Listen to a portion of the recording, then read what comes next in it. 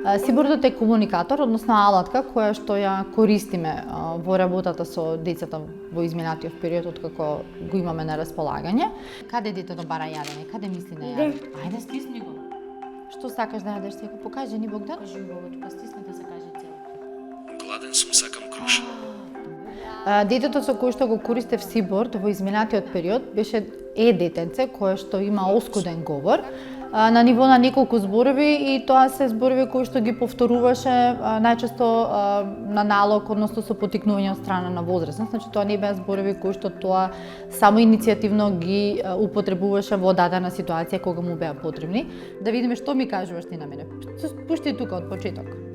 Сакам гледам телевизија. Така, ти сакаш да гледаш телевизија? Да. Гледаш цртани? Да. Забележавме и од моја страна и од страна на родителите зголемување на фондот на зборови, односно веќе спонтано кажување на одредени зборови кои што претходно ги не се случуваше спонтано да се кажат. И освен што беа спонтано кажани зборови, тие дури беа и соодветни на ситуацијата во која што се севуваат зборовите. Сакам таблет. Браво, сакаш таблет? Еве го таблетот, браво Богдан. Најчесто беа поврзани со храна, сакам чоколадо, сакам вода, сакам сок. Во ситуација кога детето е среќно, знаеше спонтано да каже дали си среќен.